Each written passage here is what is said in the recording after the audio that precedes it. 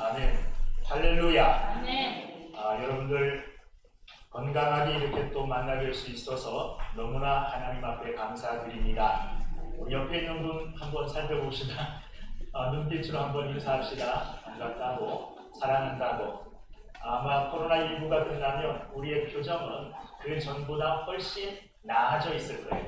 왜냐하면 표정으로, 얼굴로 말하는 법이 쭉 이렇게 습관화되기 때문에 아마도 좋은 인상이 될 줄로 믿습니다. 아멘. 좋은 것이 그래도 하나라도 있어야 되지 않겠습니까? 끝나게 되면 또 좋은 일 있게 될 줄로 저는 믿고 확신합니다. 아멘. 많은 사람들이 그렇지는 않지만 그 중에는 교회 나오는 것을 꺼려하는 이유들 중에 교회 나가면 헌금해야 된다는 것 때문에 교회 나가는 것을 주저하는 사람들이 우리가 생각하지 못하는 것만큼 꽤 있어요. 그 사람들은 교회 나오면 교회에서 헌금을 다 강요하는 줄 알아요. 교회에서 헌금 강요하지 않습니다. 강요하지 않죠. 이거는 은혜로 드리는 거예요. 저희 청년 때 제가 교회 다닐 때 우리 청년들에게는 하나의 어떤 기다림이 있었어요. 그 기다림이 뭐였느냐 하면 청년이 되어서 이제 직장을 구하게 되면 어떤 한 청년이 첫 월급을 하나님께 다 드렸어요. 근데 그게 그 청년회의 전통이 됐습니다. 좋은 전통 같아요. 그래서 청년들이 첫 직장에 들어가면 첫 월급 타면 전부 하나님께 드렸어요. 그런데 이것을 억지로 하는 청년들이 아무도 없었어요. 그것을 기다렸어요. 그러니까 빨리 나도 직장 구해서 첫 월급 완전히 하나님께 한번 드려봤으면 좋겠다. 이걸 설레임으로 기다리며 청년들이 있었습니다. 그래서 직장 출근해서 딱 첫 월급 받으면 너무너무 기쁜 마음으로 탁 드리고 그리고 함께 기뻐하는, 강요가 아니라 즐거움이고 기쁨이고 우리의 행복이 되어야 될 줄로 믿습니다. 그런데 많은 사람들이 그렇게 생각하지 않아요. 우리의 삶 속에서 이 물질, 돈은 없어서는 안 될 것입니다. 꼭 있어야 될 거예요. 그런데 이 돈이 어떨 때는 우리의 믿음을 시험할 때도 있습니다. 이 돈 때문에 시험될 때가 많아요. 그리고 이 돈 때문에 또 하나님 앞에 영광을 돌릴 수 있는 기회도 많아요. 돈 자체는, 물질 자체는 악하거나 선한 게 아니에요. 물질은 그냥 물질일 뿐입니다. 그런데 그 물질을 어떻게 쓰느냐에 따라서 물질을 가지고 죄를 지을 수도 있고 물질을 가지고 하나님 앞에 영광을 돌릴 수도 있습니다. 여러분들은 하나님이 주신 물질 또한 하나님이 내게 맡기신 그 모든 것들을 통해서 하나님께 영광 돌리는 여러분들이 되기를 주님의 이름으로 축원합니다. 예수 믿는 사람들, 그리스도인들이 저는 부자가 되었으면 좋겠어요. 여러분 다 부자 되기를 축원합니다. 부자 되는 건 죄가 아닙니다. 부자 되는 건 죄가 아니죠. 부자 되는 건 절대로 죄가 아닙니다. 예수 잘 믿는 사람은, 신실한 사람은, 말씀대로 사는 사람은 부자가 될 수밖에 없어요. 왜 그러냐 하면 하나님께서 그냥 갑자기 돈벼락을 주시는 게 아니라 믿는 사람들은 말씀 가운데 살게 되거든요. 그러면 말씀대로 성실하고 부지런한 사람이 되게 돼 있어요. 성실하고 부지런하면 부자 될 수 있잖아요. 그죠? 성실하고 부지런해요. 그리고 예수를 바르게 잘 믿으면 돈을 벌게 나쁜 방법으로 안 벌어요. 선한 방법으로, 하나님이 기뻐하시는 올바른 방법으로 돈을 번다는 거예요. 여러분, 올바른 믿음 가운데 서서 부지런하고 성실하게 열심히 일하는 사람이 되기를 주님의 이름으로 축원합니다. 부지런하게 일하는 사람이 부자 되는 거예요. 그리고 부지런하게 성실하게 일하되 바른 일을 해야 돼요. 하나님이 싫어하는 한마디로 그냥 극단적으로 얘기하면 도둑질을 한다든지 사기를 친다든지 이렇게 해서 돈을 벌면 하나님이 기뻐하지 않아요. 하나님이 기뻐하시는 대로 여러분 열심히 부지런히 살아 모두가 넉넉한 물질의 축복을 받게 되기를 주의 이름으로 축원합니다. 그러면 그 물질을 어떻게 해야 되느냐? 헛군데다 쓰지 말고 허비하는 데 쓰지 말고 아끼고 절약하여서 또 저축 많이 하시기 바랍니다. 왜 저축합니까? 그 다음에 세 번째가 뭐냐 하면 그것을 나누어 주고 그것으로 선한 일을 열심히 하는 여러분들이 되기를 주님의 이름으로 축원합니다. 아멘이 좀 적죠? 존 웨슬레라고 하는 목사님이 요 세 가지 달태지로 여러 번 가는 교회마다 설교를 했어요. 부지런하여 돈 열심히 벌어서 부자 되십시오. 아끼고 절약하여서 저축하십시오. 그리고 마지막에 그것을 선한 일에 여러 사람에게 나누어 주십시오. 이런 설교를 하면 많은 사람들이 은혜를 받았어요. 존 웨슬리 목사님이 설교를 하고 어느 교회 가서 설교를 나가는데 사람들이 모여서 가지 않고 얘기하는 걸 듣게 되는데 우연히 이제 듣게 됐어요. 부자 사람들이 모여서 얘기하는데 어떤 부자가 이렇게 얘기합니다. 오늘 목사님 설교는 너무나 은혜스러웠다고. 1대지, 2대지 너무너무나 은혜 많이 받았다고. 그런데 3대지가 설교를 망쳤어. 3대지가 뭐죠? 나눠주라는 거예요. 선한 일을 많이 하는 거예요. 1대지, 2대지가 너무너무나 은혜로웠는데 3대지가 그 설교를 완전히 망쳐버렸어. 이렇게 말하더라는 거죠. 여러분, 아닙니다. 3대지 바로 그것이 우리의 참 은혜가 되고 복이 되기를 주의 이름으로 축원합니다. 오늘 전도서 11장 12장 말씀은 전도서의 이제 결론 부분입니다. 전도서가 몇 장까지 있느냐 하면 12장까지 있는데 이제 결론 부분에 와닿았습니다. 11장 12장은 결론인데 11장 말씀은 주로 어떤 말씀을 하시느냐 하면 지혜로운 삶의 결론으로 사람과 사람 사이에 믿는 사람들, 특별히 지혜로운 사람이 마땅히 해야 될 일에 대하여 말씀하고 계셔요. 그 마땅히 해야 될 일은 뭐냐 하면 하나님께서 우리에게 맡기신 재물, 우리에게 맡기신 재능, 달란트, 그걸 선하게 사용하라는 거예요. 물질을 어떻게 사용해야 되는지를 우리에게 일깨워 줍니다.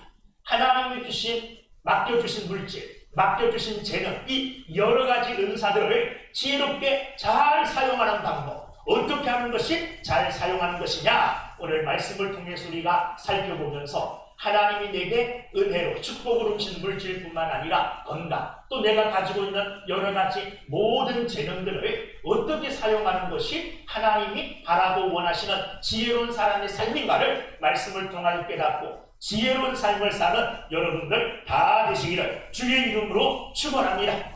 첫째는 1절 말씀을 보겠습니다. 너는 내 떡을 물 위에 던져라. 내 떡을 물 위에 던지라. 이 말씀은 참 여러 사람들이 해석을 달리하는 아주 해석하기 복잡한 이런 말씀이에요.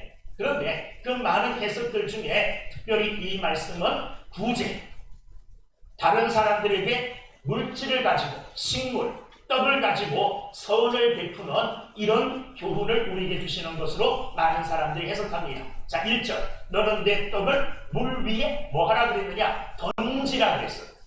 그런데 떡은 뭐를 이야기합니까? 이 떡은 식료죠.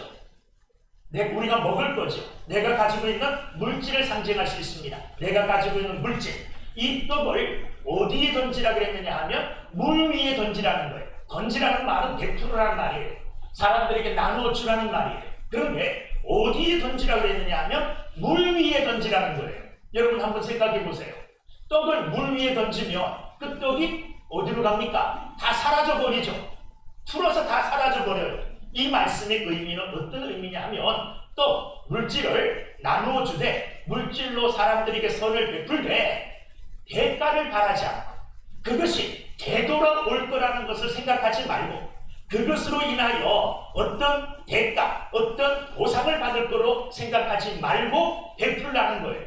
그러니까 내가 가지고 있는 물질, 내가 가지고 있는 재물로 사람들을 도와주고 선행을 베풀 때에 이 사람에게 내가 이런 선행을 베풀면 이 사람에게 다른 것이 내게 돌아오겠구나, 이렇게 오겠구나, 이렇게 생각하지 말고 이렇게 베풀라는 거예요. 사실 우리의 삶 가운데는 주고받는 삶이 꽤 많습니다. 어제도 친구 한 분이 딸을 이제 결혼시킨다고 연락이 와서 또 친한 친구니까 가야 될 것 같고 그런데 시간상 못 갈 것 같고 그래도 보냈습니다. 왜냐하면 주고받는 거잖아요. 그런데 또 하나 알게 된 게 다음 달에 또 한 명이 또 딸을 시집 보낸대요. 그래서 갈까 생각하다가 보내야 되겠죠. 그래서 생각해 봤어요. 어제 결혼시킨 친구는 딸이 하나예요. 나는 딸이 하나 있고 아들이 하나 있어요. 많이 보내자. 그런데 사실 우리가 살아가는 이 일반적인 삶 속에는 주고받는 삶이잖아. 누구에게 받았으면 내가 받은 것만큼 보상해 주는 게 삶의 도리인데, 그런데 성경은 그렇게 말하지 않아요. 믿는 사람들은 누구에게 무엇인가 베풀 때에 물 위에 던지는 것처럼, 물 위에 던지는 것처럼, 물 위에 던지면 다시 내게로 안 돌아옵니다. 그런데 물 위에 던지는 것처럼 보상을 바라지 않고 대가를 바라지 않고 다시 되돌려 받기를 바라지 말고 그냥 선함으로 그냥 그렇게 선을 베풀라고 이야기합니다. 이게 주님께서 우리에게 바라고 원하시는 선을 베푸는 방법입니다. 사랑하는 여러분들, 믿음을 가지고 믿음으로 선을 행하되 물 위에 던지는 것처럼 누구를 향하여 도움을 베풀고 선을 행하였을 때에 이 사람을 통하여 내가 어떤 다른 것으로 더 많이 보상받을 것이다, 이런 것으로 되돌려 받을 수 있겠지, 이런 것 생각하지 말고 선을 베풀라는 거예요. 예수님께서는 그런 의미로 누가복음 14장 12절부터 14절에 이렇게 말씀하셨어요. 어떤 사람에게 예수님께서 초청을 받아서 식사 참여를 하게 됐습니다. 그 사람에게 이렇게 말했어요.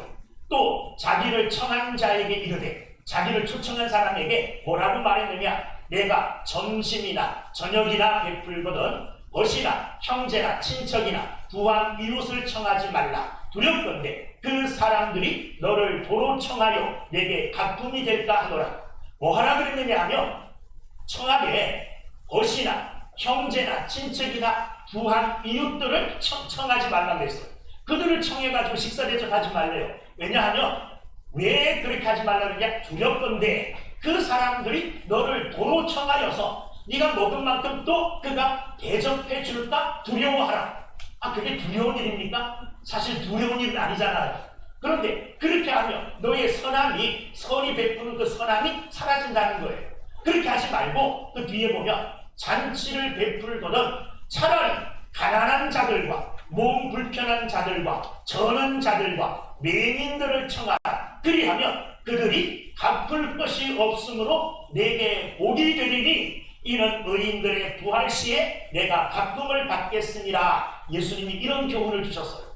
자신을 청한 사람에게 어떤 교훈을 주셨느냐 하면 가까운 이웃들, 친척들, 돈 많은 사람들, 부자들, 이런 사람들 청하지 말라. 왜냐하면 그런 사람들을 청하여 대접하면 그 사람이 다시 너를 청하여 대갚게 되지만, 그러나 가난한 사람들, 저는 자들, 몸 불편한 자들, 이런 어렵고 힘든 자들을 초청하여 그들에게 대접을 하면 그들은 갚을 능력이 없기 때문에 대접만 받는다는 거예요. 그러니까 되돌려받진 않지만 그것이 도리어 내게 복이 된다는 겁니다. 왜 복이 되느냐? 거기 뒤에 보면 의인들의 부활 시에 내가 갚음을 받겠습니다. 이것은 그 사람으로 말미암아 갚음을 받진 않지만 이 선한 일을 누가 기억하신다는 겁니까? 하나님이 기억하신다. 이 선한 일을 하나님이 기억하시고 하나님이 받으시는 선한 일이 되어진다는 것입니다. 사랑하는 여러분들, 우리가 섬김과 구제와 헌신의 대가, 이런 것들을 바라지 않고 이런 것들을 생각하지 않고 베풀고 나누어 줄 때에 그것을 하나님이 기억하신다는 거예요. 하나님. 그리고 갚을 것이 없는 사람들은 자기가 못 갚기 때문에 마음에 빚을 지잖아요.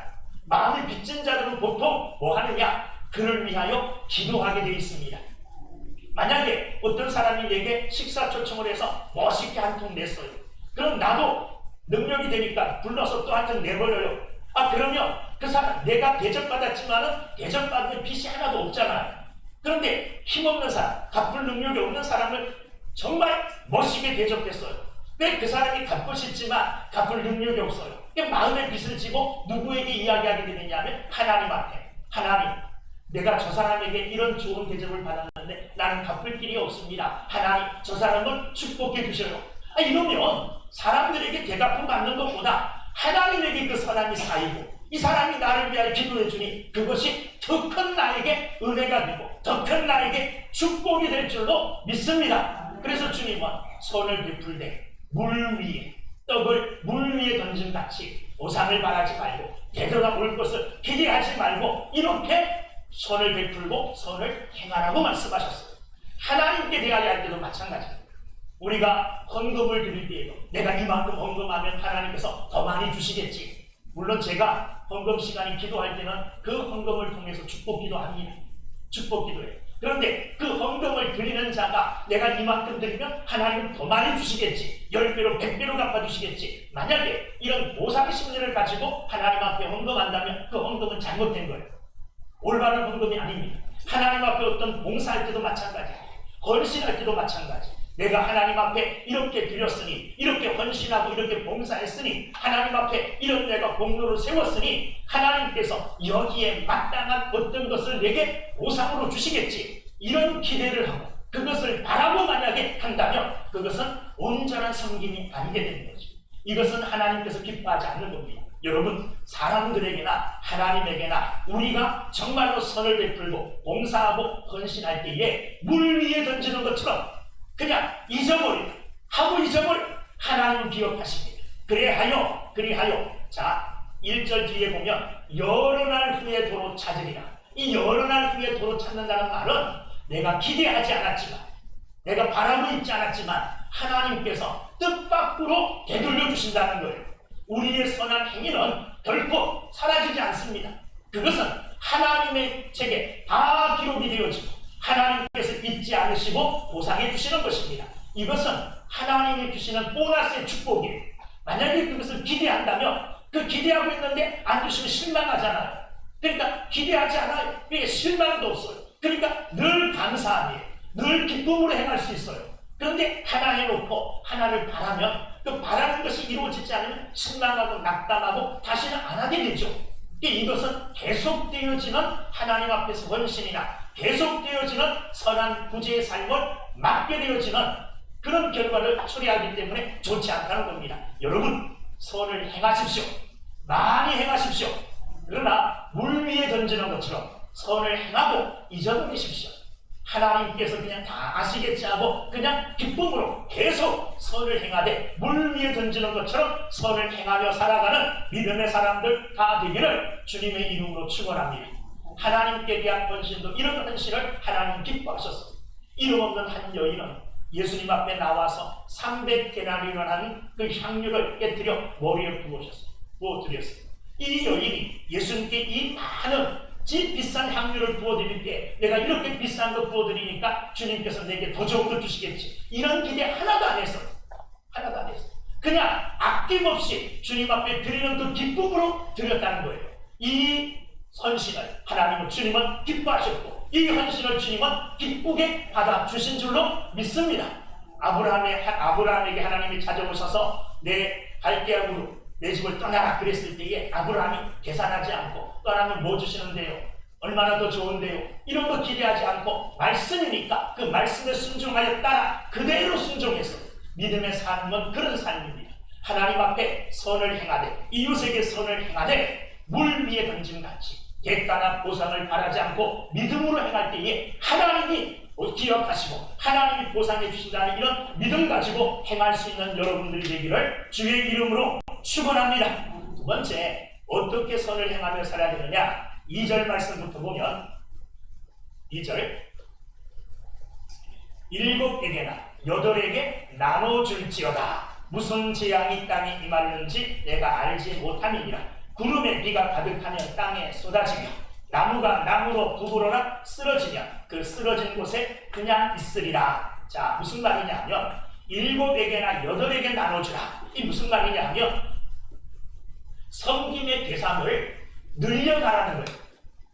7이나 8은 딱 7명에게만, 딱 8명에게만이 아니라 내가 할 수 있는 능력 있는 범위에서 이 선을 베푸는 것을 날마다 어떻게 해야 되느냐? 넓혀가야 된다는 것입니다.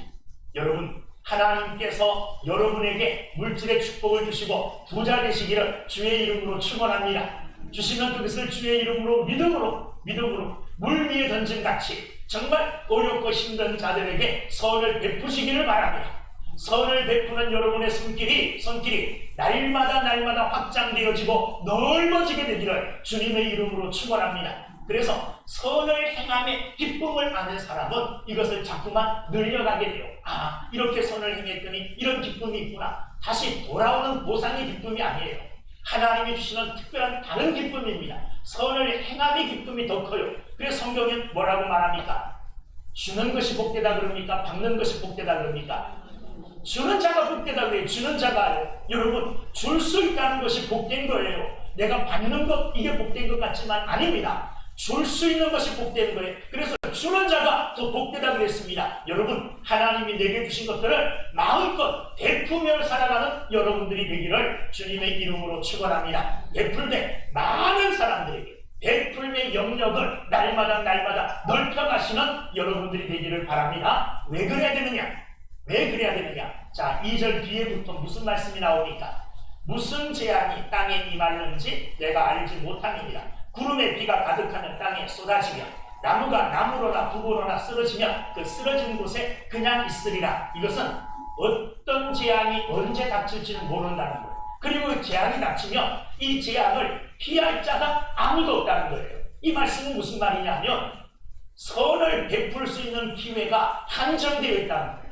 여러분이 내게 주신 것들로 선한 일을 하고 싶지만 이 하고 싶은 기간이 정해져 있습니다. 언제 이 기간이 끝날 줄 몰라요. 생각해 보세요. 하나님께서 내게 많은 것을 주셨는데 이 많은 것으로 선을 베풀며 살아야 되는데 선을 베풀어야지 했는데 하나님께서 그 다음날 데려가셔요. 선을 베풀 기회가 있습니까? 없습니까? 없잖아요. 기회가 주어졌을 때, 할 수 있을 때 내일은 하기 힘들 수도 있어요. 내일은 하고 싶어도 못할 수 있어요.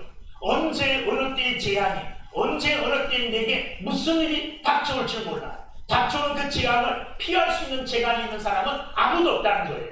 그러므로 선을 베풀 때 어떻게 베풀어야 되느냐? 기회 있을 때, 지금이 기회예요. 지금이 기회. 아, 그런데 지금이 기회지만 나는 선을 베풀 게 없는데요. 아니요. 선을 베풀 수 있어요. 선을 베풀 수 없는 사람은 아무도 없어요. 아무도 없다는 거예요. 누구든지 하나님이 내게 주신 것을 살펴보면 무엇이든지 나눌 게 있는 것이 우리예요. 그래서 하나님은 주는 자가 되라 그랬고 주는 자가 복되다 그랬어요. 여러분, 물질이 부족하면 마음을 줄 수 있잖아요.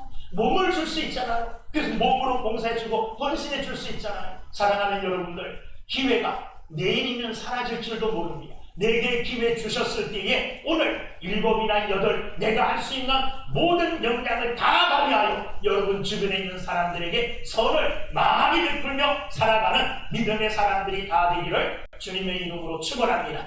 이 말씀과 그대로 이어져서 어떤 말씀이 나오느냐? 4절부터 6절까지 말씀이 나오는데 이 말씀들은 다 어떤 말씀이냐면 선을 베풀 때 계산하지 말라는 거예요. 헤아리지 말라는 거예요. 따지지 말라는 거예요. 그러면 선을 베풀 기회를 상실해 버릴 수 있다는 겁니다. 자, 4절 말씀 보세요. 풍세를 살펴보는 자는 파종하지 못할 것이요. 풍세를 살펴본다는 말은 바람을 살핀다는 거예요. 아, 오늘 바람이 많이 부나 안 부나 나가서 바람 부는 것을 보고 그리고 바람이 안 불 때 아주 제일 적당할 때 파종해야지 이렇게 생각하는 사람은 평생 파종하지 못한다는 거예요. 구름만 바라보는 자는 하늘의 구름을 바라보며 오늘은 날씨가 제일 좋은 날일까 아닐까, 오늘보다 내일이 더 나을 것 같은데 내일보다 그 다음 날이 더 낫지 않을까, 이렇게 구름만 바라보고 있다가는 뭐 하지 못한다고요?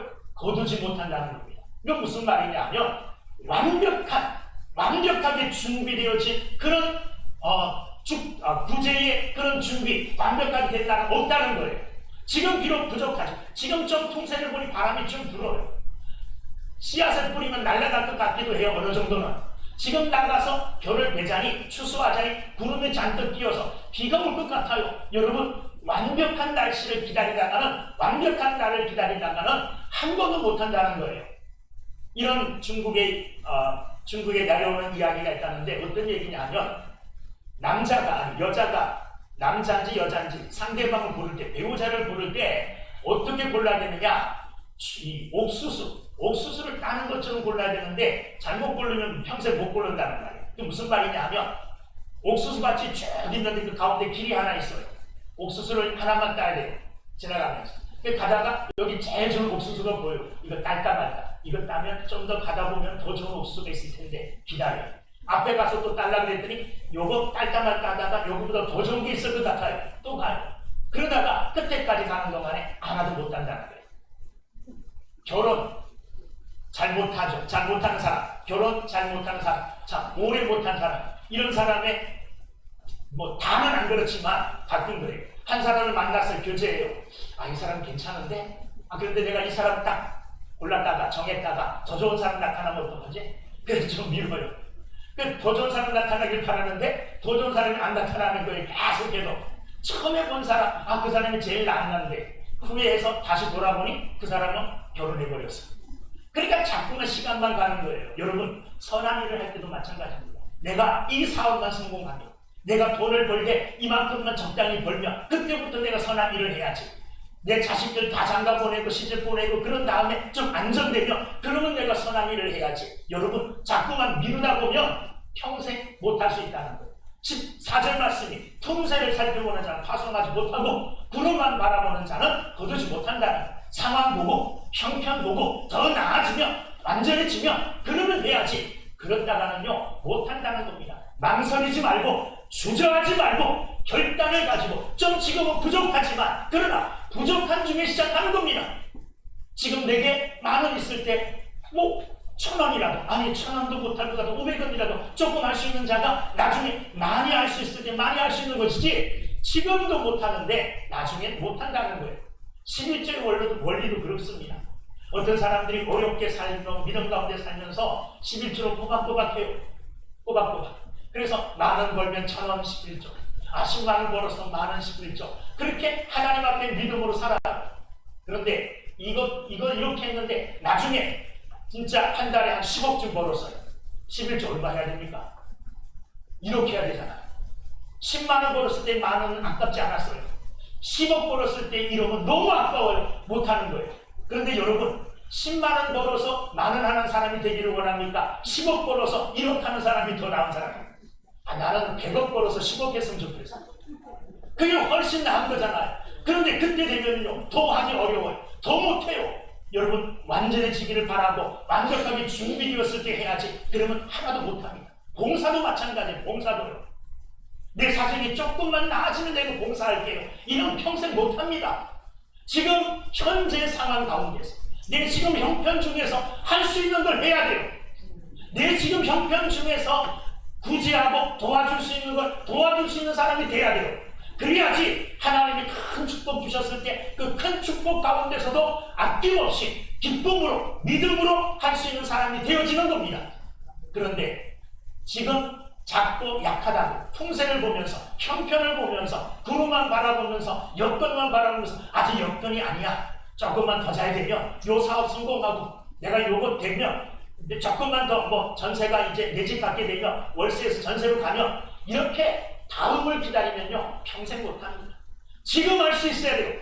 형편과 여건을 바라보지 마시고 오늘 할 수 있을 때에 망설이지 마시고 적극적으로 오늘 믿음으로 행하는 귀한 사람이 되기를 주의 이름으로 축원합니다. 자, 5절 말씀 보면 바람의 길이 어떠함과 아이된 자와 자의 태에서 뼈가 어떻게 자라는지를 내가 알지 못함 같이 만사를 성취하시는 하나님의 일을 내가 알지 못하느니라. 자, 5절에 보면 두 가지를 모른대요.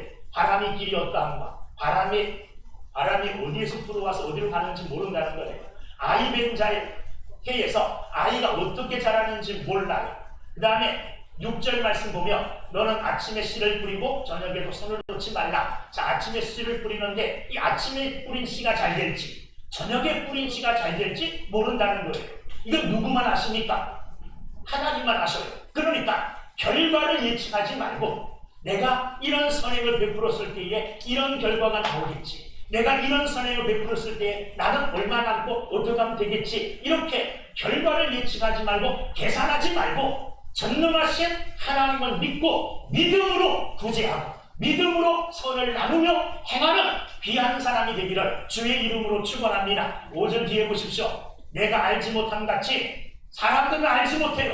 이게 잘 될지 저게 잘 될지, 바람의 길이 어떻게 갈지, 아이 된 자의 몸에서 아이가 어떻게 자라는지 알지 못합니다. 아침에 뿌린 씨가 잘 될지 저녁에 뿌린 씨가 잘 될지 알지 못해요. 그런데 사람들은 뭐합니까? 예측합니다. 이게 잘 되겠지, 그러니까 이건 안 해도 되겠지, 그러지 말라는 거예요. 만사를 성취하시는 분은 하나님이세요. 그러니까 하나님 앞에서 할 수 있는 모든 일을 적극적으로 부지런히 다 하라는 거예요. 이게 지혜로운 사의 삶입니다.